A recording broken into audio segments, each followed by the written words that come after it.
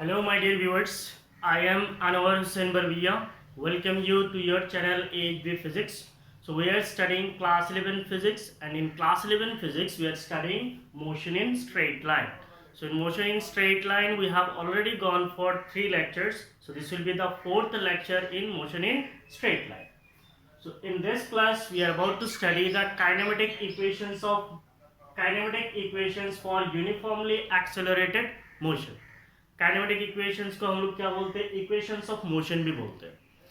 So kinematic equations of motion for uniformly accelerated motion से आपको क्या पता चलता है, means the motion is uniformly accelerated, that means the acceleration remains constant throughout the journey. Means पूरा जो journey है उस पर जो एक्सेलरेशन है वो एक्सेलरेशन जो है क्या है, कांस्टेंट है ना. Kinematic equations for uniformly accelerated motion जो है इसका दो मेथड से हम लोग डेराइव करेंगे. सबसे पहले जो है will study graphical method and second will study the calculus method. So in this graphical method first we'll study the average velocity, then we'll study velocity time relation, then we'll study position time relation, after that we'll study displacement time relation, and then we'll study velocity displacement in nth second, and then we'll go for calculus method. So these two methods are very important for your exam point of view. exam पे यहाँ पे questions आता है, ठीक है. now इसमें क्या बोलना है उसके बाद हम लोग ये जो kinematic equations for uniformly accelerated motion है, इससे जो हमें इक्वेशंस डराइव होता है, this equations have so many applications, means आपको बहुत सारे एप्लीकेशन में काम आता है. तो इन इक्वेशंस को कैसे डराइव किया जाता है, ये इक्वेशंस क्या है, इनको अच्छी तरीके से आपको समझना है और आपको आगे जाके अप्लाई करना है, ठीक है. So stay tuned to the class, please do not skip the video, otherwise आपका जो इन्फॉर्मेशन है that information will remain incomplete, ठीक है. सो अच्छी तरीके से सुनिएगा. अगर मान लीजिए वीडियो का लेंथ ज़्यादा भी हो जाता है तो आप एक बार पोज मार के चले जाइए, फिर आके देखिए, लेकिन स्किप नहीं मारना. स्किप मारने से बीच में छूट जाता है और आगे का आपको समझ में नहीं आता है, ठीक है. सो चलिए ग्राफिकल मेथड को हम लोग पढ़ते हैं. So in graphical method what we'll study, first we'll consider the motion of a particle. Consider the motion of a particle. Consider the motion of a particle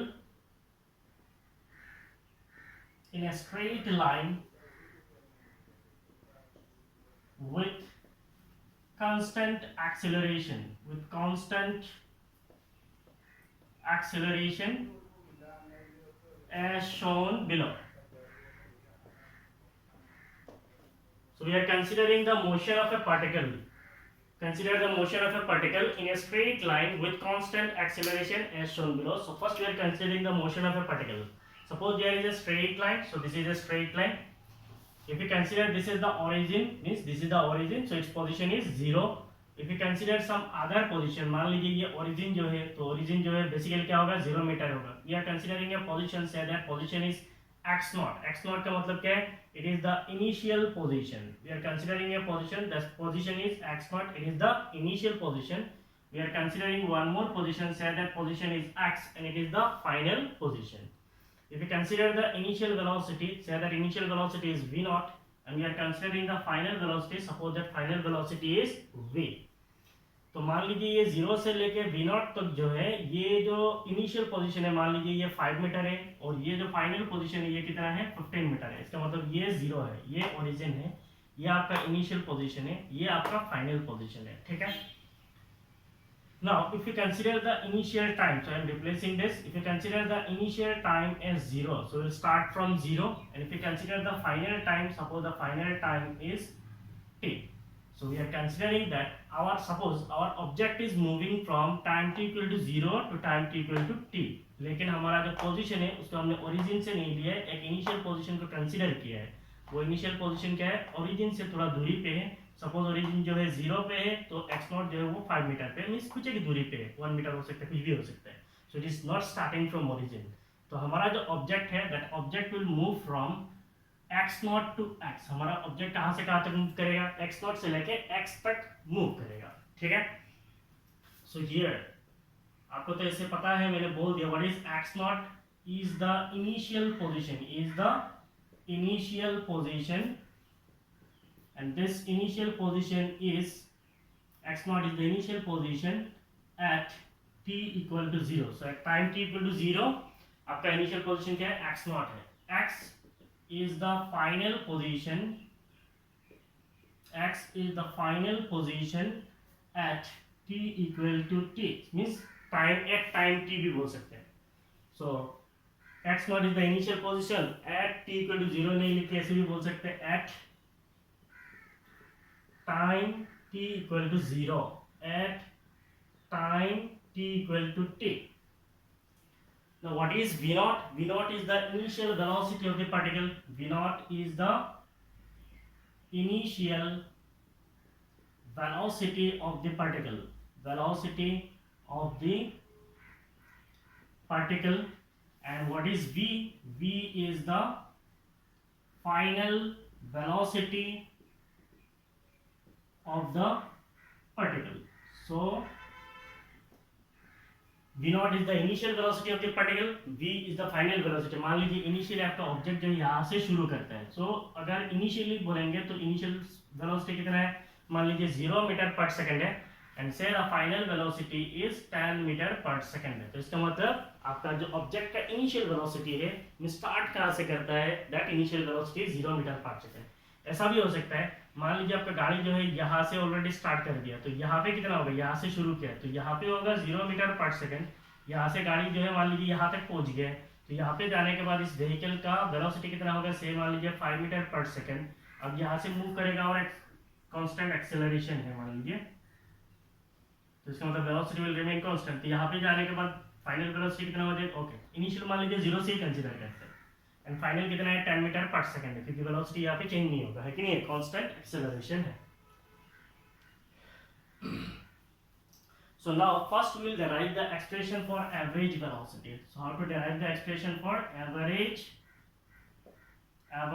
velocity? So to derive the expression for average velocity, we denote average velocity as v vector. So first we will consider the velocity time graph. Consider the velocity time graph for a particle moving along a straight line,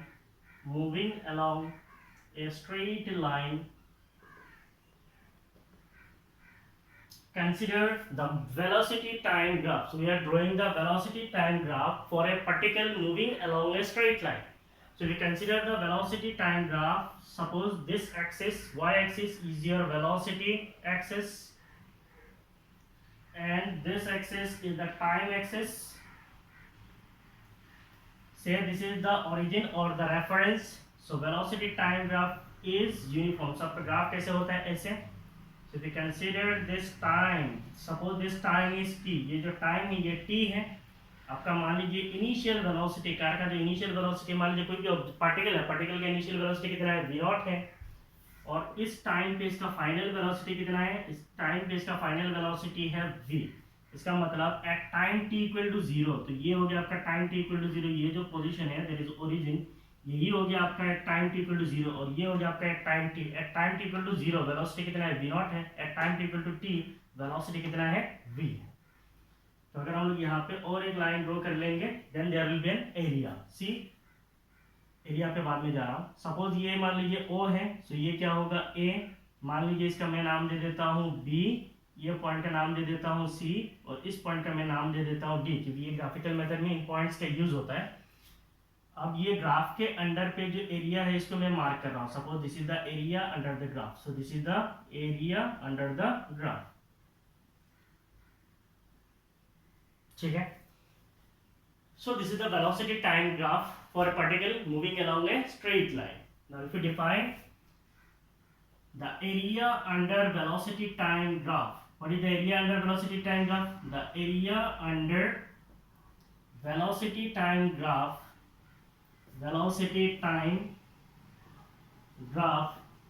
represents, क्या represent करता है, represents displacement. The area under velocity time graph represent displacement. हमने velocity time graph में पढ़ा था, the area under velocity time graph represents displacement. So इसका मतलब what will be the displacement, the displacement will be, इसका मतलब क्या है, हमारा जो वेलोसिटी टाइम ग्राफ है, कौन सा है वेलोसिटी टाइम ग्राफ, ये हो गया वेलोसिटी टाइम ग्राफ। ये जो वेलोसिटी टाइम ग्राफ है इसके अंडर पे जो एरिया है ये हो गया एरिया, ये एरिया हमें क्या देता है, ये एरिया हमें डिस्प्लेसमेंट देता है। Suppose this area, total area is a, that total area will give us displacement। अगर मान लीजिए नेट डिस्प्लेसमेंट इज x तो हमें क्या देगा, एरिया जो है हमें डिस्प्लेसमेंट देगा। so what will be the displacement, the displacement is say x, so this displacement will be equal to area। दो एरिया है यहाँ पे, देखिए पहले ये पूरा एरिया को निकालने के लिए हमें दो एरिया चाहिए, पहले इस रेक्टेंगल का एरिया चाहिए और दूसरा इस ट्राइंगल का एरिया चाहिए। दोनों एरिया को अगर ऐड करेंगे then will get the total area. So the displacement is x and it will be equal to area of rectangle, area of rectangle, area of rectangle OACD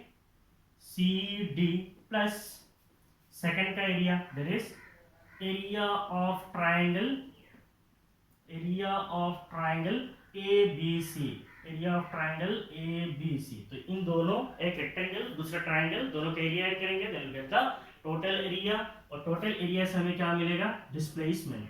so x will be equal to area of rectangle, इस rectangle का अगर मैं area निकालूंगा then it will be base, मान लीजिए ये आपका length है, ये आपका ब्रेथ है, तो ये लेंथ कितना है t है, और ये कितना है, ये हो गया आपका v0, ये कितना है v0 है। So you can say that it is v0, अच्छा ठीक है लेंथ भी लिख देते हैं। सपोज इट इज कितना है, OD है, और उसको हम लोग मल्टीप्लाई करेंगे किसके साथ, CD के साथ, प्लस ट्राइंगल का एरिया कैसे निकालते हैं, half base altitude. So half base हो गया, ये बेस इज AC, अल्टीट्यूड कितना है BC है, और ये जो BC अल्टीट्यूड है, इस BC अल्टीट्यूड का वैल्यू कितना होगा, यहाँ से लेके यहाँ तक कितना है V है, और ये कितना है V0 है, तो ये V से V0 को माइनस कर दो, सो V माइनस V0 जो है आपको ये अल्टीट्यूड देगा। सो हाफ बेस कितना है AC है, और अल्टीट्यूड कितना है, अल्टीट्यूड जो है वो है BC। सो इससे आपको क्या मिलेगा, OD, what is this OD, OD जो है आपका T है, और CD क्या है, CD जो है आपको क्या देगा V0। So we can say it is T V0 और V0 T, जो आपको लिखना है लिख सकते हैं, it is V0 T plus half base क्या है AC है, तो उससे आपको क्या मिलेगा T, और अल्टीट्यूड क्या है BC है, उससे आपको क्या मिलेगा V माइनस V0। तो आपको यहां से क्या मिलेगा, V0 T plus plus half VT minus half V0 T, half V0 T। तो इससे आपको क्या मिलेगा, V0 T minus half V0 T, तो you will get half V0 T plus half VT। So this is your displacement। इससे अगर आप displacement x को निकालेंगे then what will be the x, the displacement x is V0 plus V divided by 2, so it is V0 plus V divided by 2 multiplied by T। So this is your displacement। ठीक है, तो आप जल्दी जल्दी copy करें, pose मारे copy करें।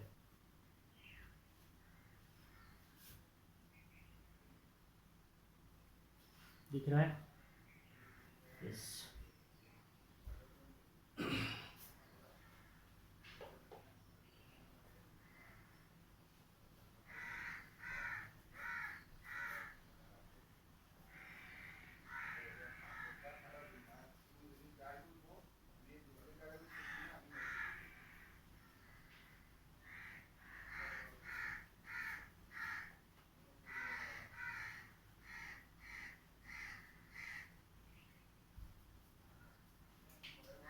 So we are studying kinematic equations, for uniformly accelerated motion. So we got the displacement. So what will be the average velocity? Therefore, average velocity is displacement divided by time interval. It is displacement divided by time interval। So if we say average velocity is v1, displacement क्या है? Say that net displacement is x divided by time interval. So what is the time interval? Time interval is t. So average velocity is displacement divided by time, that is t. तो अगर हम यहाँ से बोलते हैं x divided by t, तो आपको क्या मिलेगा? v0 plus v divided by 2. तो इसका मतलब आपको एवरेज वेलोसिटी v बार कितना मिलेगा? It is v0 plus v divided by 2. So this is the expression for average velocity. यहाँ पे आप लिख सकते हैं यूजिंग इक्वेशन 1. तो इक्वेशन 1 इसका नाम दे दीजिए इक्वेशन 1, इसको हमने यूज किया. ठीक है. So this is the expression for average velocity. आप लोगों ने लिखा.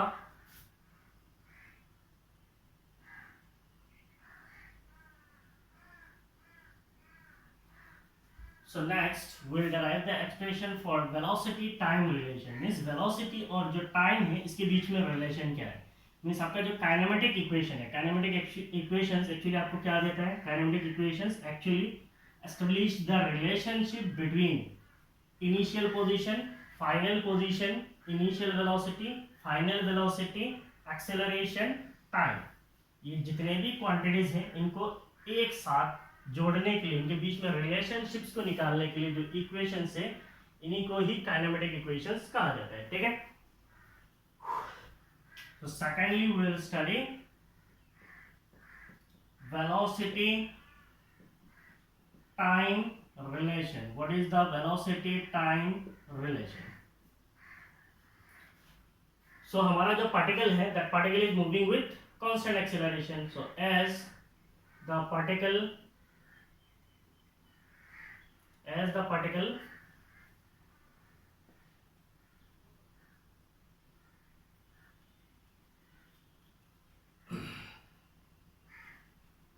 हमारा जो पार्टिकल है शुरू करता है x नॉट से, जाता कहाँ पे? x पे. वेलोसिटी क्या है? v नॉट है और फाइनल वेलोसिटी क्या है? v है. So as the particle moving with constant acceleration,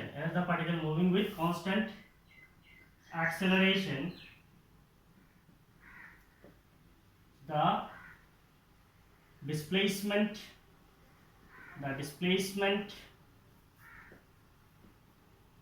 covers in time, time क्या है? t minus 0. तो फाइनल टाइम मेरा कितना है? t है. इनिशियल टाइम कितना है? 0.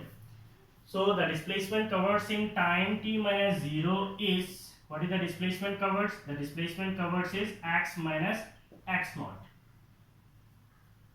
तो अब लोग हमें यहाँ से क्या करना है? एक्सेलरेशन निकालना है. So what will be the acceleration? The acceleration of the particle is, acceleration क्या होता है?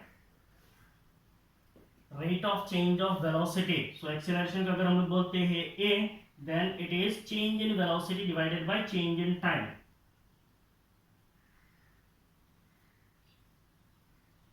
So we can say acceleration will be equal to change in velocity. तो वहाँ पे velocity भी mention करना पड़ेगा. As the velocity moving with constant acceleration, the displacement covers in time t minus 0 is this, and its velocity changes, and its velocity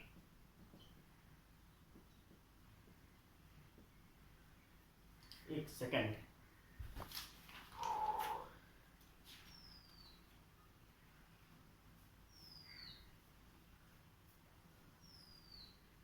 And its velocity changes by v minus v naught. इसका velocity change होगा by an amount that is v minus v naught. So what will be the acceleration? The acceleration of the particle will be change in velocity divided by change in time. तो इसका मतलब change in velocity क्या है? v minus v naught divided by change in time क्या है? t minus 0. So this is the acceleration. तो आपको क्या मिलेगा? You will get v minus v naught will be equal to at. So v will be equal to v naught plus at. So this is the relationship between velocity and time. So the first relation is velocity time relation. ठीक है. So आप लोग pause मारिए और लिखिए.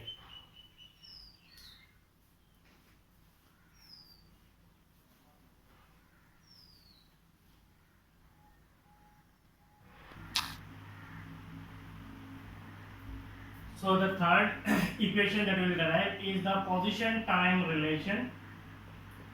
Position time relation means we will derive a relation between the position and the time. So the position of the particle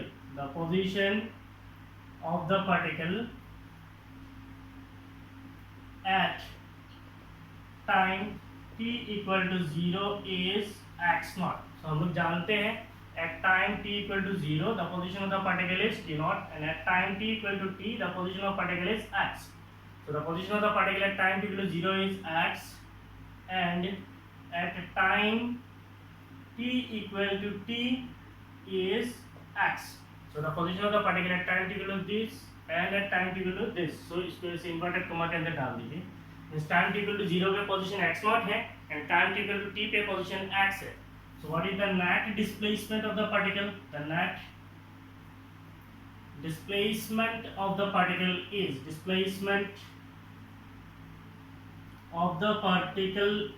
the net displacement of the particle is what will be the net displacement? Final position minus initial position. So the net displacement of the particle is x minus x naught. So what will be the average velocity? पहले जो हमने average velocity derive किया उसको use नहीं करेंगे. Average velocity फिर से average velocity is v bar. Then average velocity is what? It is displacement divided by, or you can say net displacement divided by time. So it is displacement divided by time. So the average velocity is v bar. Displacement is the net displacement x minus x naught divided by time, that is t. So you can say x minus x naught will be equal to v bar t. X minus x naught will be v bar t. Now this v bar we can represent it as x minus x naught will be equal to v bar is the average velocity, we know it is v plus v naught divided by 2 multiplied by time, that is t. So it will be equal to x minus x naught will be equal to v. So what we can write in place of v? V is what? Final velocity. Final velocity, that is the relationship between velocity and time. It is given as v naught plus at. So v can be given as v naught plus at plus v naught divided by 2 multiplied by time t. Actually ये जो graphical method है ये really confusing है. ये कहाँ पे कौन सा सब्स्टिट्यूट करना कंफ्यूजन होता है. ठीक है, मान लीजिए मैं एक बार प्रैक्टिस करके यहाँ पे करा रहा हूँ तो मेरा खुद कंफ्यूजन हो जाता है. तो इसीलिए आप लोग इसको बार बार प्रैक्टिस करेंगे, then only you will learn it. ये रियली कंफ्यूजिंग है. Now v naught plus v naught क्या है? 2v naught divided by 2. तो 2v naught डिवाइडेड बाय 2 का मतलब क्या है? v naught है. तो अच्छा ठीक है, मैं और एक सेंटेंस लिख देता हूँ. तो ऊपर कितना आएगा? 2v naught plus a t. मान लीजिए a t स्क्वायर मल्टीप्लाई कर लेते हैं और इधर कितना आएगा? t. So v naught plus v naught is 2v naught multiplied by t plus a t multiplied by t is t square divided by क्या है? 2 है. So you can say that x minus x naught will be equal to 2v naught. So 2 will get cancelled. So we'll have v naught at t plus half a t square. So from this if we write the final position x, then it will be equal to initial position x naught plus v naught t plus half a t square. So this is the relationship between position and time. तो इसीलिए इसको कहा जाता है position time relation. ठीक है, सो अब इसको हम लोग थोड़ा चेंज करेंगे. if x minus x naught is equal to s, where capital S is the net displacement. Capital S is the net displacement of the particle. If x minus x naught is equal to s, where s is the net displacement of the particle. Net displacement का मतलब क्या है? Initial और final position के बीच में जो net displacement वो कितना है? s है. Then we can replace this equation as s will be equal to v naught t plus half a t square. तो आपको कुछ बुक्स में ऐसे भी मिल जाएगा. v naught जो है इसको हम लोग बोलते हैं इनिशियल वेलोसिटी. तो आपको कुछ बुक्स में इनिशियल वेलोसिटी को आपको u से मिलेगा. तो s equal to ut plus half a t square. कुछ बुक में s के जगह पे x लिया जाता है, तो x equal to ut plus half at square, कोई प्रॉब्लम नहीं है, आपको जैसे सिखाया जा रहा है वैसे सीख लो, कोई प्रॉब्लम नहीं है, ठीक है। तो कोई चेंज नहीं है, ये डिपेंड करता है कि सिंबल कौन क्या लेता है, बस इतना ही डिफरेंस है, ठीक है। So this is your third relation, that is position time relation. तो आप लोग इसको पोज मारिए, जल्दी लिखिए।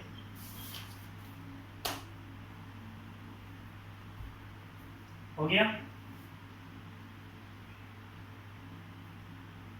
उसके बाद हम लोग पढ़ेंगे displacement time relation. So there is a relationship between displacement and time that we will derive now. So the fourth relation is displacement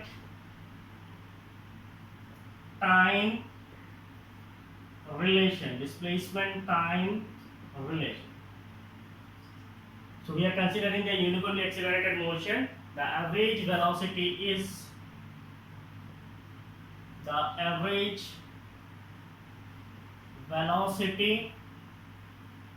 of the particle is average velocity of the particle is, what will be the average velocity? It is displacement by time. तो इसके बाद इसको उड़ा देंगे। यहाँ तक step सही है। सबसे पहले हमने क्या लिखा है, average velocity. Average velocity is net displacement by time. Net displacement कितना है, x final position minus initial position. So final position minus initial position by time. So we can write x minus x naught as v bar time. So x minus x naught will be equal to v bar is average velocity. So it is v plus v naught divided by 2 multiplied by time, that is t. Now if we write it, x minus x naught is equal to v plus v naught divided by 2, और time का हम लोग क्या लिख सकते हैं, we know that v is equal to v naught plus 80। हम लोग क्या जानते हैं, v equal to v naught plus 80। यहाँ से अगर हम लोग लिखेंगे v minus V naught, then it will be equal to 80। और अगर हम लोग यहाँ से टाइम t को निकालते हैं, then it will be v minus V naught divided by a। So we can substitute in place of time t as v minus V naught divided by a। So this can be written as x minus x naught will be equal to, आप ऊपर में check कीजिए, v एक plus होगा, ये plus है, a plus b, a minus b, so a plus b multiplied by a minus b is a square minus b square, so it is v square minus v naught square, v square minus v naught square divided by 2a। so you can say that final velocity square minus initial velocity में use करने वाला, minus initial velocity square will be equal to twice a x minus x naught। so this is the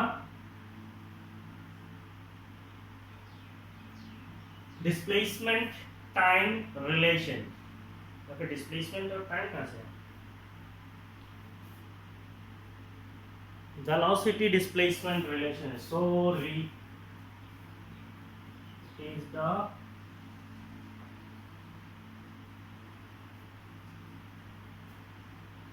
fourth equation is velocity displacement relation, means we will derive the relation between velocity and displacement, so this will give us displacement, ठीक है। तो ये जो है इसके साथ ऐसा arrow मार के रख लो, आपको लिखने की जरूरत नहीं, आपको पता चल गया है, ठीक है। इसके बाद हम लोग क्या करेंगे, पहले के जैसे हम लोग चेंज करेंगे। If x minus x naught is replaced by, if x minus x naught is replaced by s, then you can write final velocity square minus initial velocity square will be equal to 2as। so ये एक relation है, if the net displacement is s, then you can write it like this, v square minus u square या फिर v square minus v naught square will be equal to 2as। so this is your कुछ relation, fourth relation, ठीक है। आप जल्दी pose मारिए, लिखिए।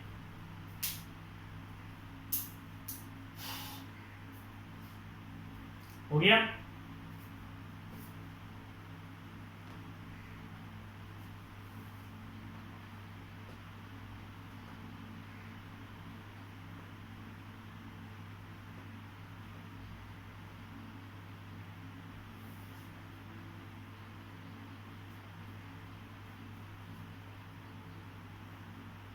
So now we'll derive the expression for displacement in nth second. So the fifth relation is, ये आप star मार के रखो, ये आपके एग्जाम में आता है, displacement in nth second, displacement in nth second, displacement in nth second. इसका मतलब क्या है, फिजिकल मीनिंग क्या है, what is the physical meaning की डिस्प्लेसमेंट इन nth सेकंड का मतलब क्या है। मान लीजिए कोई एक पार्टिकल है जो वन डायमेंशनल मोशन पे है, there is a particle moving in one dimension.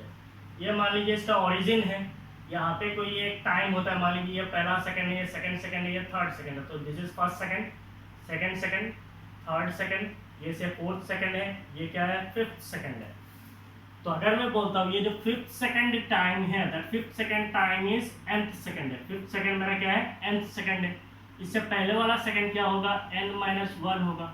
इससे पहले वाला और एक कम होगा ना, मान लीजिए ये 5 है तो ये कितना है, 4 है, ये कितना है, n-2 है। इससे पहले वाला क्या होगा, n-3 होगा, है कि नहीं है। अब मैं अगर बोलता हूँ displacement in nth second means किसी एक nth सेकंड पे डिस्प्लेसमेंट कितना होगा, ये x सेकंड पे, ये x सेकंड पे डिस्प्लेसमेंट कितना होगा। मान लीजिए ये x सेकंड जो है हम लोग उसको रिप्रेजेंट कर रहे हैं n से, तो what is the displacement in this 1 second, ये 1 सेकंड टाइम में, ये कितना टाइम है, 5 सेकंड है, ये कितना है, 4 सेकंड है, 5 - 4 कितना है, 1 सेकंड है। 1 सेकंड में कितना डिस्प्लेसमेंट हुआ उसको हम लोग बोलते हैं, उसका हम लोग एक्सप्रेशन डिराइव करेंगे, that we call it as displacement in nth second. ठीक है,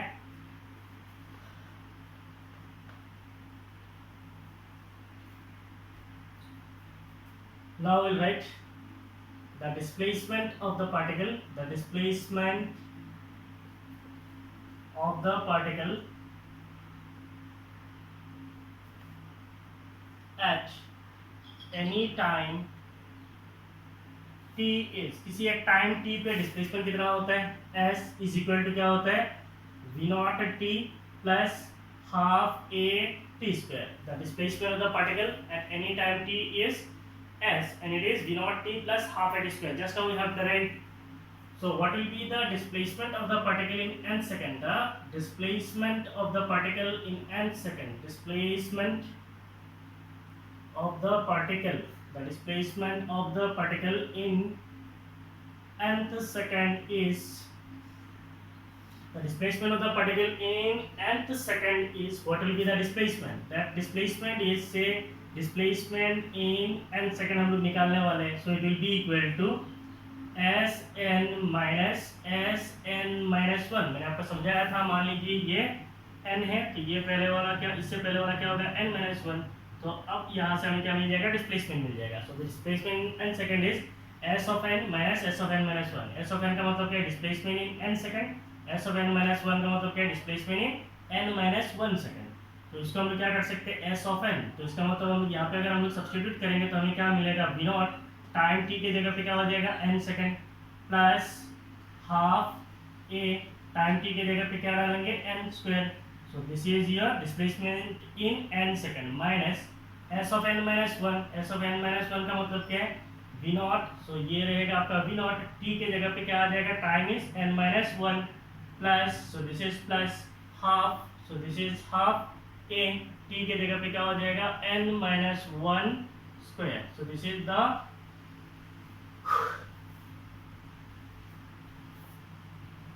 रिलेशन। अब हमें क्या करना है, इसको छोटा करना है। So if you right it like this, v0 n, v0 n का हम लोग क्या लिख सकते हैं, कुछ नहीं लिख सकते, v0 n ही लिखना है। So it is v0 n plus half a n square minus, इसको आप तोड़िए तो इसको आप क्या लिख सकते हो, v0 n minus v0 plus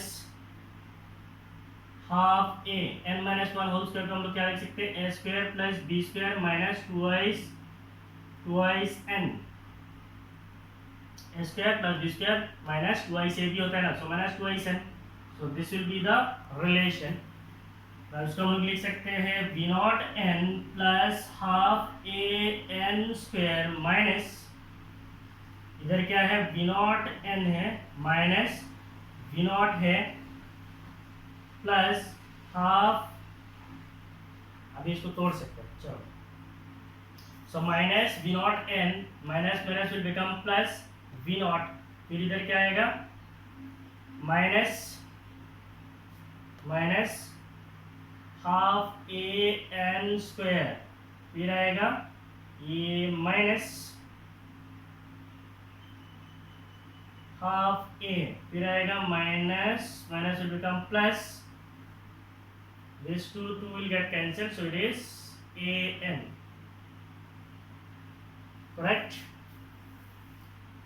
अब हम लोग क्या कर सकते हैं, इसको छोटा कर सकते हैं। देखिए सो इधर v नॉट n है, ये v नॉट n है, कैंसिल हो जाएगा, आपका v नॉट कुछ और बचेगा, एक बचेगा v naught, so it will be equal to v naught plus a/2 common ले लेते, a/2, तो a/2 के अंदर क्या रहेगा, ये रहेगा n स्क्वायर, इधर कितना रहेगा minus half A N square, half A N square भी गया, नहीं रहेगा,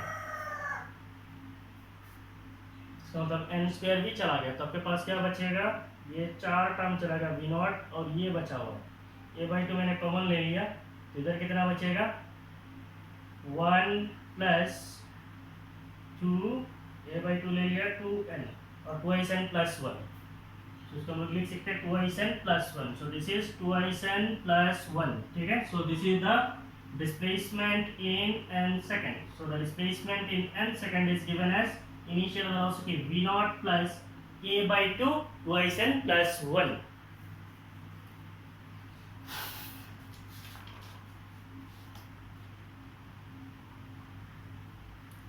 yn minus 1, yn minus 1 क्यों है,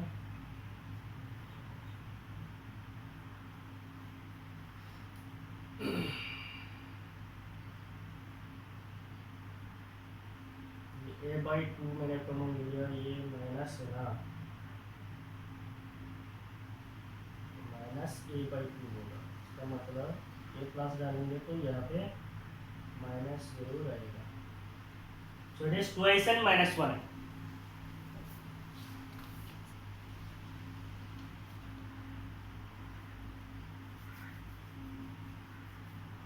Then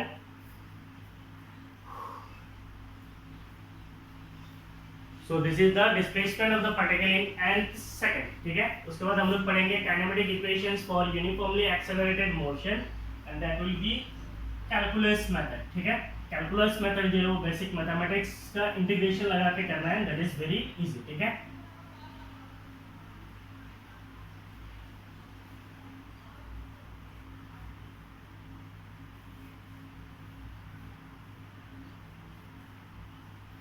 Kinematic equations for uniformly accelerated motion, and the second method is calculus method,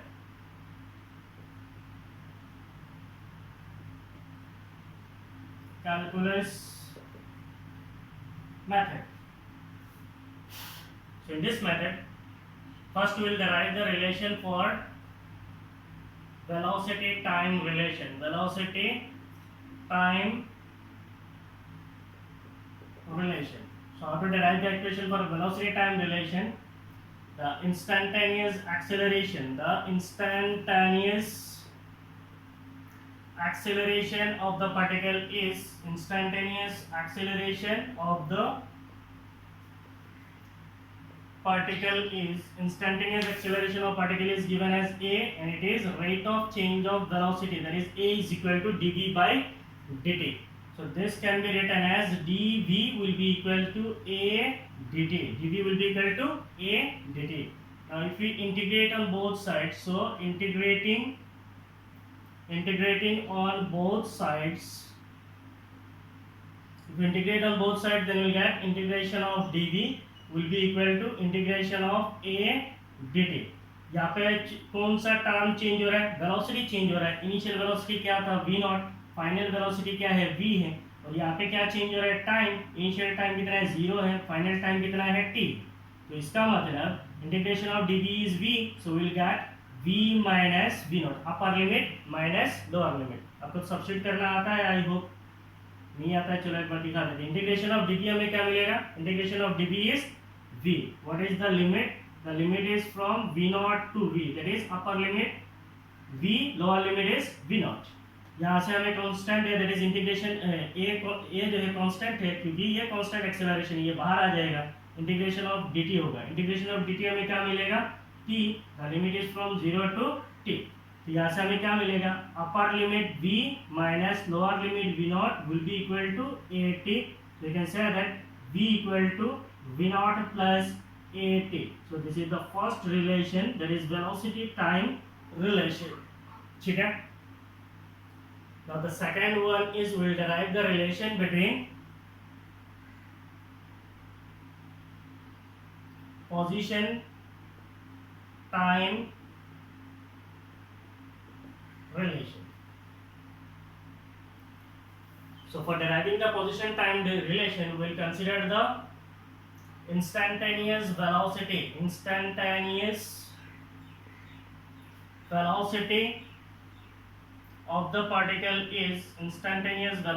of the particle is instantaneous velocity is v. It is rate of change of displacement, that is v equal to dx by dt. So it will be v dt will be equal to dx, or you can say dx is equal to v dt. So you can say that dx will be equal to v. What is v? It is v naught plus at, और उसके साथ क्या आएगा, dt. v क्या final velocity, it is v naught plus at है. So this can be written as dx will be equal to v naught dt plus at dt. So it will be equal to, अब हो गया हमारा. अब इसको हम क्या कर सकते हैं, इंटीग्रेट कर सकते हैं. If we integrate on both sides, integrating on both sides with proper limit, integrating on both sides with proper limit. So यहाँ पे क्या है, dx है, इसका मतलब x कितना चेंज हो रहा है, इनिशियल डिस्प्लेसमेंट x नॉट है, final is x, integration of dx will be equal to integration of, यहाँ पे टाइम चेंज हो रहा है, so it is v naught dt, initial time 0 है, फाइनल टाइम t है, plus at dt. So integration of at dt, यहाँ पे time change हो रहा है, dt है तो इसका मतलब टाइम चेंज हो रहा है. टाइम कितना है, इनिशियली 0, फाइनल टाइम कितना है, t है.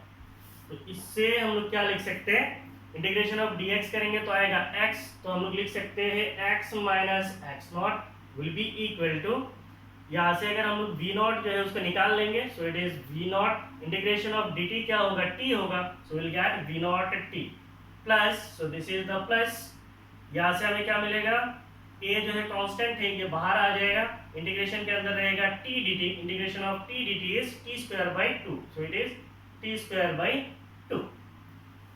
So this can be written as x minus x naught will be equal to v naught t plus half a t square. वही है, इसका मतलब what will be the position x, it will be x naught plus v naught t plus half a t square. So this is the relation between position and time, there is position time relation.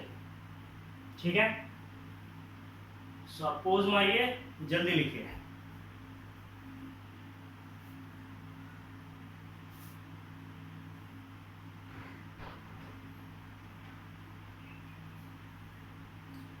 तो अभी हम लोग third relation derive करेंगे, that is velocity displacement relation.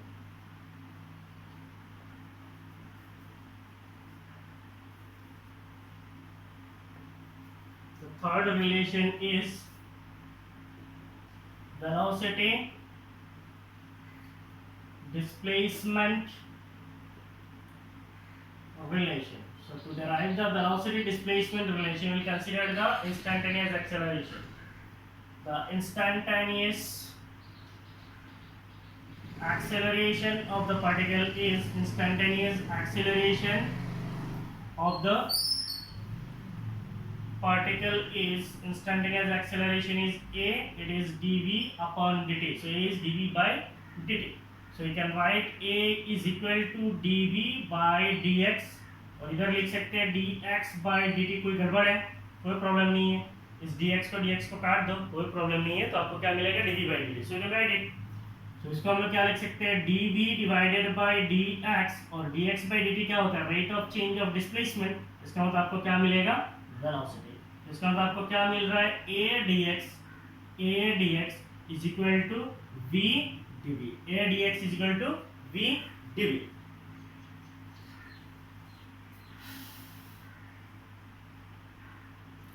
और यहाँ से हम लोग क्या कर सकते हैं, इसको अगर हम लोग अभी इंटीग्रेशन करेंगे तो हमें क्या मिलेगा,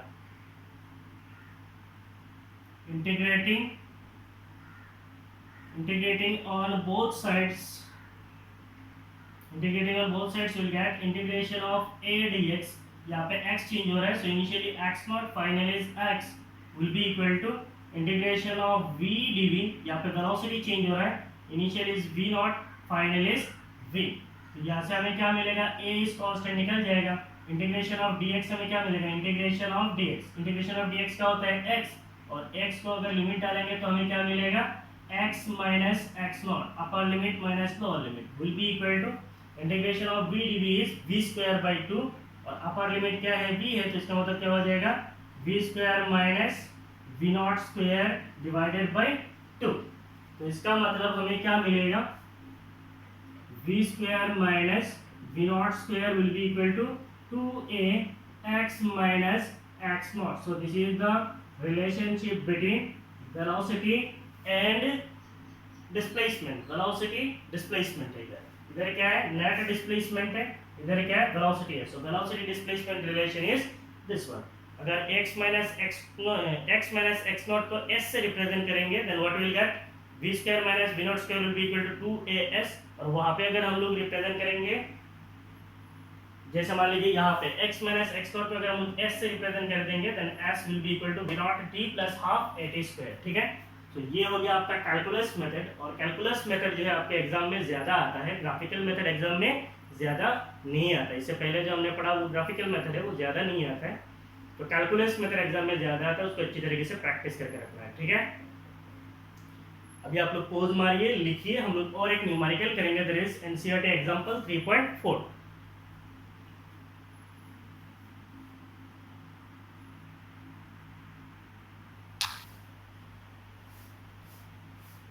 So now we'll be solving example 3.4. The question is, a ball is thrown vertically upward with a velocity 20 meters per second from the top of a multi-story building. The height of the point from where the ball is thrown is 25 meters from the ground. How high will the ball rise? ये पहला question है. How long will it be before the ball hits the ground? Question समझ में आया या नहीं है? Question is something like this, a ball is thrown vertically upward. Means कोई एक बॉल को जो है ऊपर की तरफ से थ्रो किया जाता है. वर्टिकली अपवर्ड का मतलब क्या है, ऊपर की तरफ से थ्रो किया जाता है. ठीक है, इसे थ्रो किया जाता है. A ball is thrown vertically upward with a velocity 20 metre per second. इसको थ्रो करने का जो वेलोसिटी है, उसको थ्रो करने का जो इनिशियल वेलोसिटी है, वो इनिशियल वेलोसिटी है 20 metre per second from the top of a multi storey building. मान लीजिए कोई एक बिल्डिंग है, यहाँ तक इसका हाइट है, इसके ऊपर से ऐसे इसको थ्रो किया जाता है. ठीक है, the height of the point from where the ball is thrown is 25 metre from the ground. मान लीजिए ग्राउंड से ये हाइट जो है कितना है, 25 मीटर है. ग्राउंड से ये हाइट जो है कितना है, 25 मीटर है. How high will the ball rise, यहाँ से ये कितना ऊपर तक जाएगा, यहाँ से ये कितना ऊपर तक जाएगा, ये आपका पहला क्वेश्चन है. Second is, how long will it be before the ball hits the ground. मान लीजिए मैंने यहाँ से छोड़ा, ऊपर तक गया, जाने में उसको 2 सेकंड लगा, फिर नीचे जाने में उसको मान लीजिए 4 सेकंड लगा. यहाँ से यहाँ तक कितना है, 2 सेकंड है. फिर यहाँ चला गया, यहाँ से एकदम ग्राउंड को छूने के लिए मान लीजिए, और यहाँ से मैंने मारा 2 सेकंड में यहाँ गया, फिर यहाँ से ये ग्राउंड पे गया 4 सेकंड. तो टोटल टाइम कितना लगा, 2 सेकंड प्लस 4 सेकंड. तो टोटल टाइम निकालना है. क्वेश्चन समझ में आया? मेरे हाथ पे एक बॉल है, किसी एक मल्टी स्टोरी बिल्डिंग के ऊपर खड़ा है. पहले इस बॉल को ऊपर की तरफ मारना, ये कितना ऊपर जाएगा, 20 मीटर पर सेकंड स्पीड से डालने से ये कितना ऊपर जाएगा, हाइट निकालना है. फिर ऊपर गया, फिर ऊपर से वो किधर जाएगा, ऑब्वियसली नीचे जाएगा, क्योंकि there is acceleration due to gravity. Acceleration due to gravity की वजह से नीचे गया.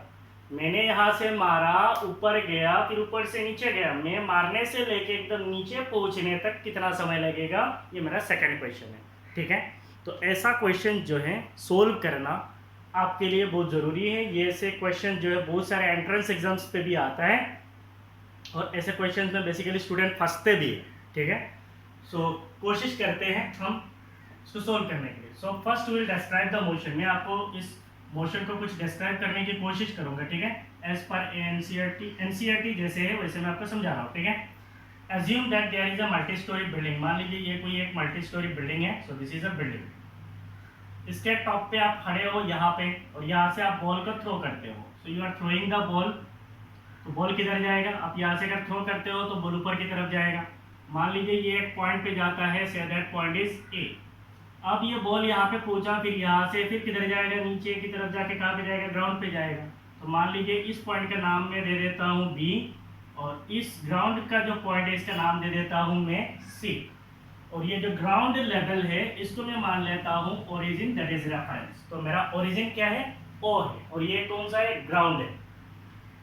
A ball is thrown vertically upward with a velocity 20 metre per second. तो यहाँ से एक बॉल को थ्रो किया जाता है ऊपर की तरफ with a velocity, that initial velocity is 20 metre per second, ठीक है।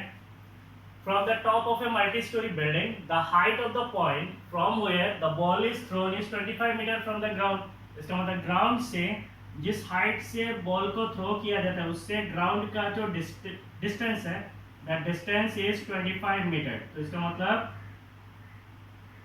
ग्राउंड से इसका डिस्टेंस कितना है, 25 मीटर है। How high will the ball rise, तो यहां से ये यहां तक कितना ऊपर जाएगा, ये आपको पहला क्वेश्चन है। How long will it be before the ball hits the ground, तो यहां से ये ऊपर जाएगा यहां तक, फिर ये नीचे आएगा यहाँ पे। तो इसका मतलब हमारा बॉल जो है, ये इधर नहीं लिखते, पहले बी से ए में जाएगा और फिर ए से क्या करेगा, फिर ए से नीचे आएगा, फिर नीचे आके कहाँ पे गिरेगा, फिर ग्राउंड पे गिरेगा, तो फिर नीचे की तरफ आएगा, ठीक है। सो ये इनिशियल वेलोसिटी कितना है, initial velocity is v naught, it is 20 metre per second है, ठीक है। नाउ मैं इधर से जब बॉल को ऊपर की तरफ थ्रो करता हूँ तो मेरा वेलोसिटी का डायरेक्शन किधर है, ये मेरा हो गया वेलोसिटी का direction, that is v not का डायरेक्शन। अगर मैं v नॉट का इनिशियल वेलोसिटी का डायरेक्शन पॉजिटिव लेता हूँ तो एक्सेलरेशन ड्यू टू ग्रेविटी किधर है, एक्सेलरेशन ड्यू टू ग्रेविटी जो है नीचे की तरफ खींच रहा है। इसका मतलब एक्सेलरेशन ड्यू टू ग्रेविटी जो है वो किधर है, नीचे है। अब ये सिंबल उठा देते, एक्सेलरेशन किधर है, नीचे है। तो ये अगर पॉजिटिव है तो ये डायरेक्शन क्या होगा, नेगेटिव होगा। इसका मतलब एक्सेलरेशन ड्यू टू ग्रेविटी क्या है, acceleration due to gravity will be equal to negative. तो यहाँ पे हम लोग एक्सेलरेशन ड्यू टू ग्रेविटी क्या कंसीडर करेंगे, नेगेटिव। यहाँ पे आपका क्वेश्चन में वो दिया हुआ है, गिवन g इक्वल टू बोल के दिया हुआ है। यहाँ पे आप लिख सकते हो given acceleration due to gravity is 10 metre per second square, ये आपका क्वेश्चन में दिया हुआ है। Actually acceleration due to gravity जो है 9.8 मीटर पर सेकंड स्क्वायर होता है। तो क्वेश्चन में जब दिया होता है 10 metre square per second, 10 metre per second square, so you have to consider 10 metre per second square. ये कॉन्सेप्ट समझ में आया। द इनिशियल वेलोसिटी का डायरेक्शन ऊपर की तरफ है तो पॉजिटिव है, एक्सेलरेशन ड्यू टू ग्रेविटी किधर है, नीचे है। इसका मतलब एक्सेलरेशन क्या होगा, नेगेटिव होगा। तो इसका मतलब we'll consider the acceleration due to gravity as minus g. So what is acceleration? It will be minus g and it is minus 10 meter per second square, ठीक है। Now अगर मैं मान लेता हूँ, ये लिखने के लिए जगह ही नहीं बचता यार, बाद में लिखेंगे, छोड़ो। अगर मैं मानता हूँ कि ये मेरा रेफरेंस पोजीशन है, यहाँ से लेके ये पॉइंट ए के बीच में जो नेट डिस्प्लेसमेंट है, ये जो टोटल डिस्प्लेसमेंट है, इस टोटल डिस्प्लेसमेंट को अगर मैं y से रिप्रेजेंट करता हूँ, और ये जो डिस्प्लेसमेंट है इसको अगर मैं y नॉट से रिप्रेजेंट कर लेता हूँ, ये क्या है, y नॉट है, मीन्स यहाँ से लेके यहाँ तक कितना है, y नॉट है। तो ये डिस्प्लेसमेंट कितना हो जाएगा, total y minus y not, total y minus y not will give us this displacement. ये डिस्प्लेसमेंट कितना है, y माइनस y नॉट है। ये और जीरो है, जीरो से लेके यहाँ तक कितना है, y नॉट है। ये कितना है, y माइनस y नॉट है। टोटल कितना है, y, ठीक है। अभी हम लोग लिख सकते हैं acceleration due to gravity is negative g, it is minus 10 metre per second square, ठीक है। क्वेश्चन समझ में आया। Now we'll go for the solution.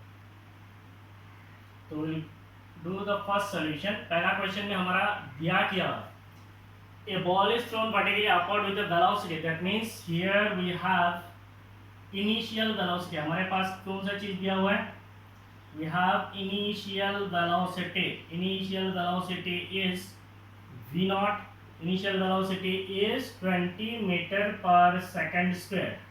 दूसरा हमारे पास क्या दिया हुआ है, from which the ball is thrown. इसका मतलब हमारे पास y नॉट दिया हुआ है। What is y naught, it is 25 metre है। और क्या दिया हुआ है, acceleration due to gravity, दिया हुआ acceleration due to gravity is negative g, so it is minus 10 meter per second square. हमें निकालना है how high will the ball rise, इसका मतलब हमें निकालना है displacement. क्या निकालना है? displacement. तो displacement निकालने के लिए हम लोग कौन सा रिलेशन यूज करेंगे? हम लोग जानते हैं v square minus v naught square is equal to क्या होता है? 2 as होता है. v square final velocity square minus initial velocity square is 2 as. हमारे पास फाइनल वेलोसिटी है, कैसे है? हमारा बॉल यहाँ से यहाँ तक जाएगा, ऐसे जाएगा, यहाँ पे जाने के बाद इसका वेलोसिटी 0 होगा, फिर नीचे आएगा ना. कोई भी चीज़ ऊपर ऐसे जाता है, ऊपर जाने के बाद उसका वेलोसिटी कितना होता है?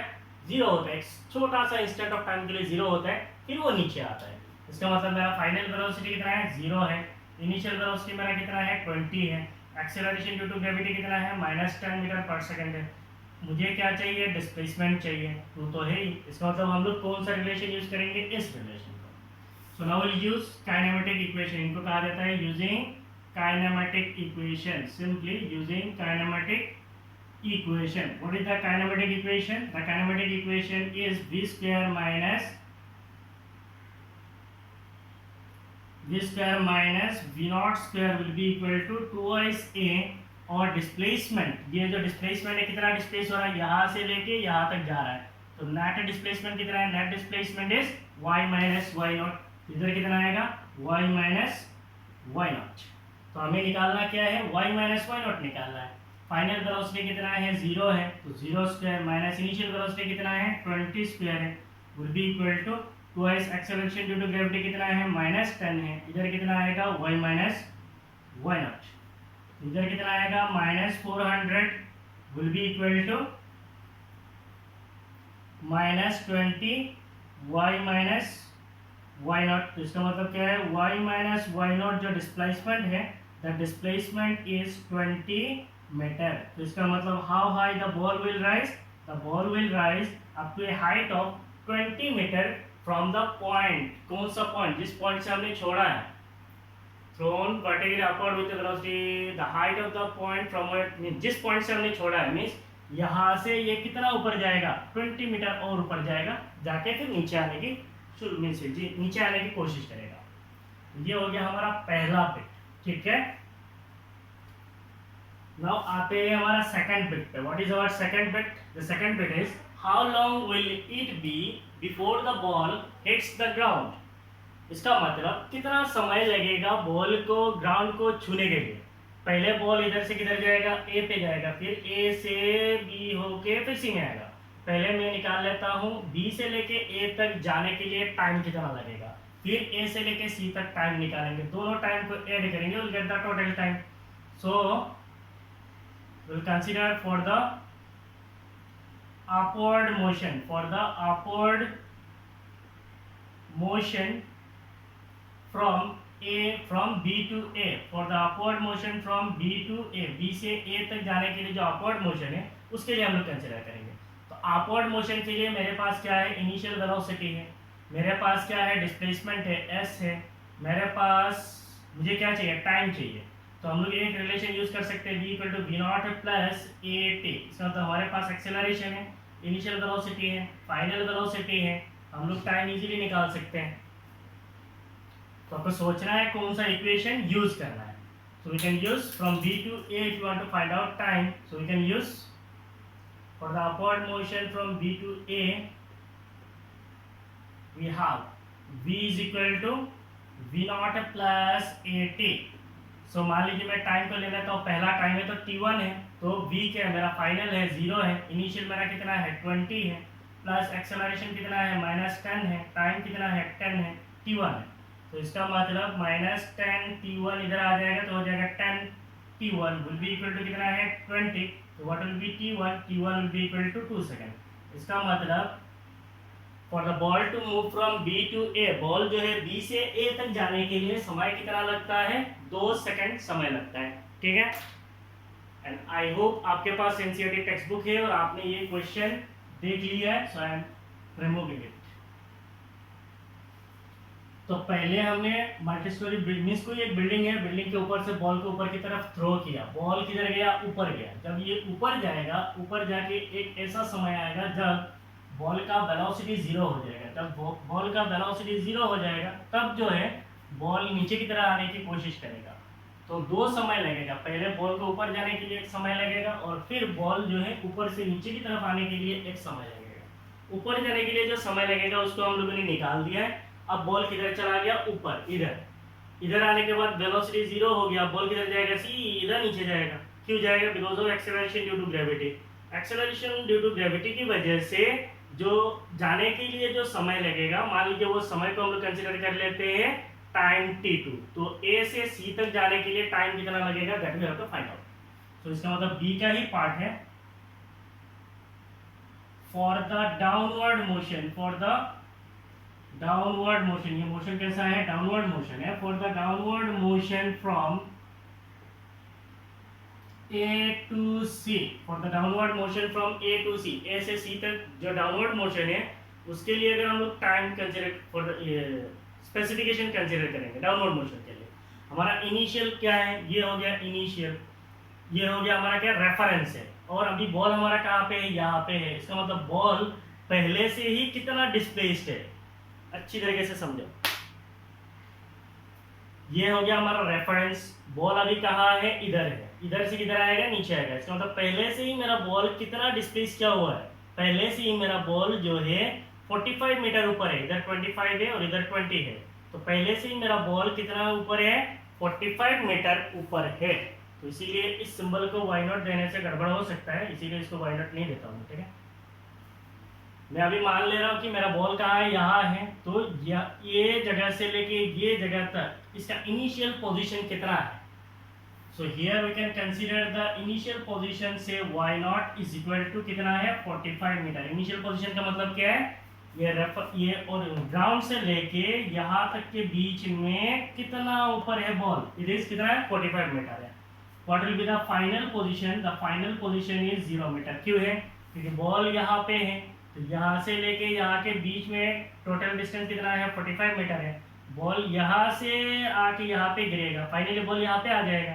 तो इसका मतलब रेफरेंस के हिसाब से फाइनल डिस्प्लेसमेंट कितना हो जाएगा, 0 मीटर हो जाएगा।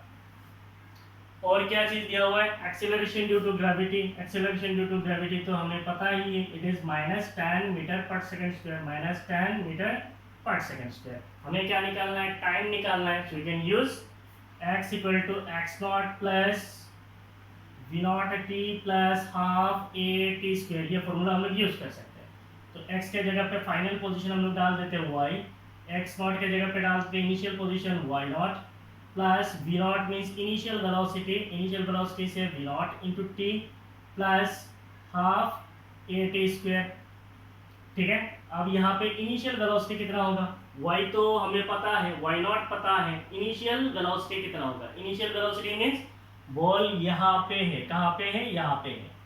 बॉल यहाँ से जब ऊपर की तरफ जा रहा था तब 20 मीटर पर सेकंड स्पीड से ऊपर जा रहा था, जब यहाँ पे पहुंच गया इसका फाइनल वेलोसिटी कितना हो गया, 0 मीटर पर सेकंड स्पीड में पहुंच गया। फिर वो वहां से नीचे की तरफ आता है, इसका मतलब इधर जाने के लिए 20 मीटर पर सेकंड स्पीड था, यहाँ जब पहुंचा तो इसका वेलोसिटी कितना हो गया, 0 मीटर पर सेकंड हो गया। अब दूसरा मोशन के लिए अब इधर से जाएगा, इसका मतलब अब इनिशियल वेलोसिटी कितना है, 0 है। फाइनल वेलोसिटी कहाँ पे होगा, यहाँ पे। इनिशियल वेलोसिटी अभी कितना है, 0 मीटर पर सेकंड है।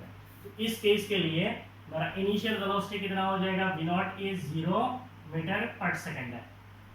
और कुछ चाहिए, नहीं चाहिए, वी कैन कैलकुलेट। तो use the relation, using the relation is y is equal to y naught plus v naught t plus half a t square। यहाँ पे मैं सेकेंड टाइम कंसीडर कर लेता हूँ, तो यहाँ पे क्या हो जाएगा, टाइम t2 हो जाएगा। तो y मेरा कितना है, 0, y नॉट कितना है 45 प्लस v नॉट कितना है 0, टाइम कितना है t2 plus half -10 t2 square. तो मुझे यहाँ से कितना मिलेगा, 0 विल बी इक्वल टू 45, ये हो गया 0, ये हो गया -10/2 इज 5 t2 स्क्वायर। तो इसका मतलब समझ में आ रहा है ना, ये पहला पार्ट था, भी यहाँ तक किया फिर वहां पे चला गया, ठीक है। आप देख रहे हो कंटिन्यूअस, आपको समझ में आएगा। 5t T2 square will be equal to कितना हो जाएगा 5 T2 square is equal to कितना है 45 है, इसका मतलब T2 इक्वल टू कितना है 45/5 इज 9 है, 9 इसका मतलब कितना है 3 सेकंड है, इसका मतलब टाइम T2 कितना है, टाइम T2 इज 3 सेकंड है। So what is the total time is T, it will be equal to T1 plus T2। T1 मेरा कितना है 2 सेकंड है, T2 कितना है 3 सेकंड है, टोटल कितना है 5 सेकंड है, इसका मतलब टोटल टाइम कितना है 5 सेकंड है। ठीक है, so this is your question. मैं कोशिश करूंगा आपको और न्यूमेरिकल कराने की, ठीक है। और आपको मैं एक चीज़ बता देता हूँ, सो this is for the first time in my life I am teaching chapter 3, 4 and 5। मैं क्लास 11 का बाकी चैप्टर्स पढ़ाया हूँ एक बार दो बार, लेकिन ये chapter there is motion in straight line, motion in plane and laws of motion, इन चैप्टर्स को मैंने एक बार भी नहीं पढ़ाया। तो ये पहली बार आप लोगों को पढ़ा रहा हूँ, और खाली इसलिए पढ़ा रहा हूँ ताकि मेरे जो स्टूडेंट हैं, मेरे स्टूडेंट मैं जब भी बोलता हूँ these are Ajmal college students, उनके लिए मैं बना रहा हूँ अभी, ठीक है। और इसके साथ मेरे बहुत सारे प्यारे स्टूडेंट ऐड हो गए, तो उनके लिए भी आजकल मुझे मेहनत करना पड़ता है। So I am trying my best, कुछ दिनों के अंदर मैं इन सारे चीज़ों को हैंडल कर लूँगा, ठीक है। तो आप लोग मेरे लिए दुआ कीजिए, मैं आप सब के लिए दुआ करता हूँ, ठीक है। और जो लोग मेरे चैनल पे नए हो प्लीज़ सब्सक्राइब माई चैनल। अगर आपको लगता है, आपके अगर फ्रेंड्स हैं जिनको मेरे इस छोटा सा नॉलेज की ज़रूरत है, आप शेयर कर सकते हैं मेरे वीडियोज़ को, ठीक है। और ज़्यादा से ज़्यादा सब्सक्राइब मीन्स शेयर कीजिए मेरे वीडियोज़ को, ताकि मुझे अपना चैनल को ग्रो करने का मौका मिले। Thank you for watching my videos, thank you, bye bye.